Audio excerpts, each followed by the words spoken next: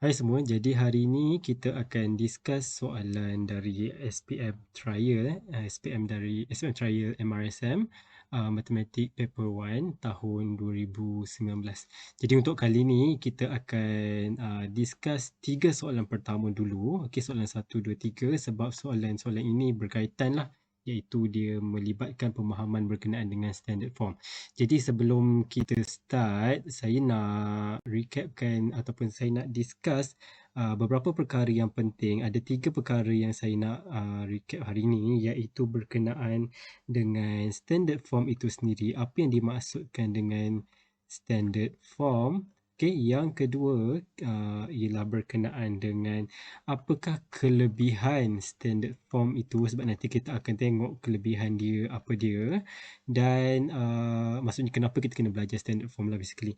And last but not least is saya nak kita sama-sama recap apakah yang dimaksudkan dengan darab satu.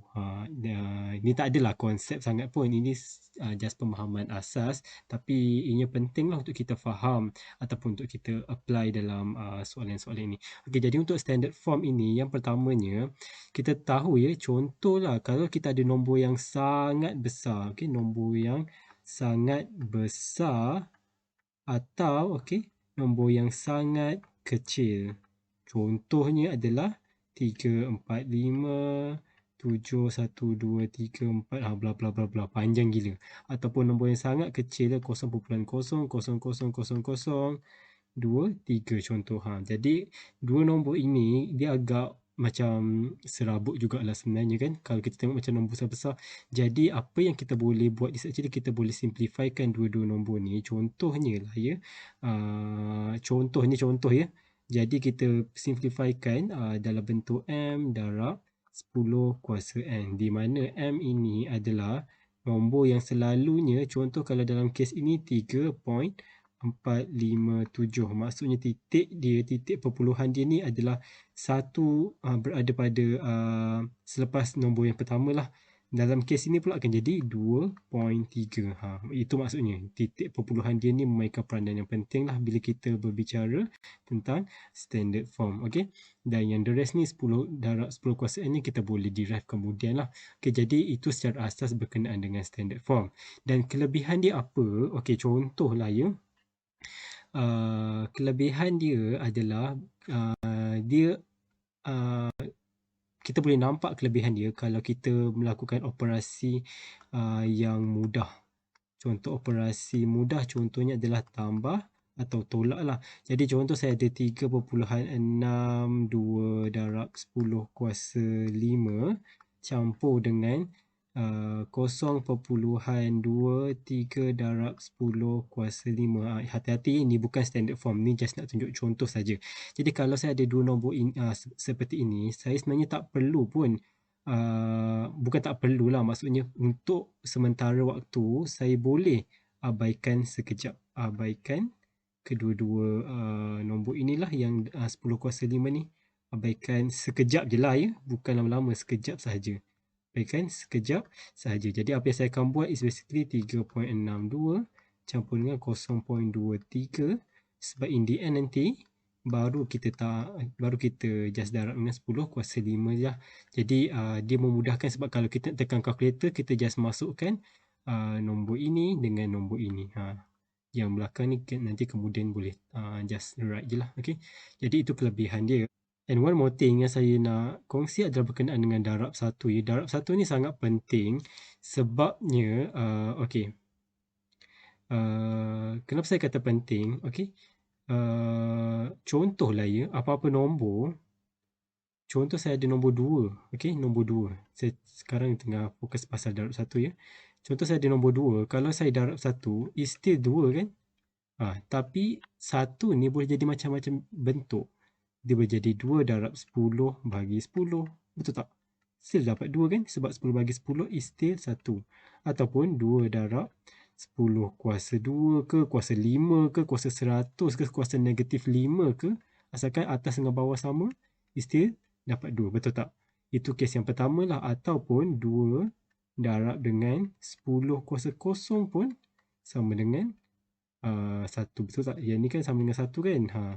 Jadi saya cuma nak highlight betapa pentingnya pemahaman tentang darab satu ni, sebab nanti kita akan nampak apa kelebihan dia. Okey. Jadi kita bergerak kepada soalan yang pertama ya. Jadi saya zoomkan sekejap. Okey. Jadi untuk soalan pertama ni dia quite straightforward. Jadi dia bagi kita nombor ni dan dia minta kita untuk cari nilai M dengan N, di mana M darab 10 kuasa N ni dalam bentuk standard form. Okey, jadi apa yang saya akan buat, okey.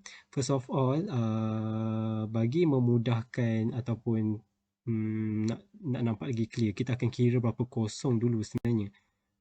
Jadi untuk kes ini, apa yang saya akan buat, okey, sekejap. Apa yang saya akan buat, kita ada 1, 2, 3. Saya akan letak koma dekat sini. 1, 2, 3, koma. Koma, okey. Dan kita nampaklah amount dia sebenarnya adalah 674 juta. Okay? 674 million lah. Okay, jadi daripada sini, kita tahu apa yang kita boleh faham daripada sini is actually nombor dia 674 juta ni, okey. Dia ada titik perpuluhan dekat belakang. Tak kisah kosong berbanyak, okey. Jadi titik perpuluhan dia ni dekat belakang. Jadi apa yang saya akan buat is basically saya gerakkan titik perpuluhan ini ke sini. Okay, kenapa saya gerakkan selepas nombor 6 ni? Sebab kita nak dalam bentuk standard form lah, seperti apa yang soalan bagi tahu. Jadi dalam kes ni, saya guna kat sini lah. Okay, jadi kita ada 600. Kita tengah discuss soalan nombor 1. Jadi kita ada 674 juta. Okay, ingat ya, nombor ini is actually sama kalau saya tulis macam inilah. Okay. Saya nak tunjukkan dia punya titik perpuluhan tu dekat mana. Jadi kita kena gerak daripada sini ke sini sebenarnya. Kita kena gerak daripada sini, kena gerak ke sini. Jadi untuk kita gerakkan tu, berapa banyak kita akan gerak? 1, 2, 3, 4, 5, 6, 7, 8. Kita gerak sebanyak 8 kali lah. Jadi kita akan dapat 6.74 darab 10 kuasa 8. As simple as that lah sebenarnya. Okay, jadi untuk soalan yang pertama kita, okay, 6, M kita, this is M kan? This is M. Yang ni M, yang ni N lah. Sama macam apa yang soalan bagi. Jadi M kita adalah 6.74, sama ada A atau B lah. Dan N kita adalah 8 lah. Okay, jadi untuk soalan nombor 1, kita punya jawapan adalah B. Okay, senang je. Cuma kena faham beberapa konsep penting, iaitu perpuluhan tu berada di mana dan apa maksud standard form lah. Okay, untuk soalan yang kedua pula, okay, kita diberikan dua nombor dan kita kena cari difference ataupun beza lah. Okay, a few things yang kena faham bila mana kita disuruh untuk cari difference ataupun beza, makna kata kita kena perform operasi tolak lagi. Operasi yang terlibat adalah operasi tolak. Okay, operasi tolak. Okay. Jadi saya kena tolakkan nombor pertama dengan nombor yang kedua. Tapi nampak tak? Dia macam complicated sebab yang ni dalam bentuk perpuluhan yang banyak ni, manakala ni dalam bentuk standard form. Jadi saya kena, apa yang saya nak buat sebenarnya, macam yang saya cakap tadi, kita ada kelebihan kalau kita boleh samakan dia punya dalam bentuk standard form ni. Maksudnya darab 10 kuasa negatif 7. Kalau saya boleh buat macam tu, kita boleh mudahlah untuk lakukan operasi tambah ataupun tolak, sebab dalam kes ni kita nak tolak je kan. Jadi untuk soalan nombor 2 ni, okey. Soalan nombor 2, saya ada kosong ada berapa banyak? 1, 2, 3, 4, 5. Okey. 1, 2, 3, 4, 5. Jadi saya nak gerakkan 7 kali untuk saya dapatkan bentuk yang sama macam ni. Okey. Jadi 1, 2, 3, 4, 5, 6, 7. Jadi saya akan dapat 36.0 darab dengan 10 kuasa negatif 7 lah. Okey, jadi bila saya dah dapat macam ni, saya boleh tolak dengan 1/5 darab dengan 10 negatif 7. Jadi kita boleh je guna kalkulator. Jadi macam yang saya dah bagi tahu tadi, simple je. Kita just ambil nombor depan 36 tolak 1.5. Dapatlah dalam bentuk ini kita tukar decimal point 34.5. Kita dapat jawapan kita adalah 34.5. Cuma jangan lupalah bila nak tulis jawapan akhir kena ada dia punya kuasa tu lah kat belakang tu. Tapi ini bukan dalam standard form. Bila standard form titik perpuluhan ni kena berada di hadapan. Jadi apa yang saya akan buat selalunya, jadi kita tahu this is our number, tapi kalau saya darab 1, tak ada apa-apa perubahan kan? Tak ada apa-apa perubahan. Dan kita tahu 1 ni dia boleh jadi darab 10 bahagi 10. Still 1 kan? Still sama dengan 1 kan? Jadi kenapa saya darab 10 bahagi 10? Sebabnya 10 yang pertama ni bahagi 10 ni saya akan letak dekat sini. 10 yang kedua saya akan letak dekat yang kedua ni lah. Kenapa saya buat macam tu?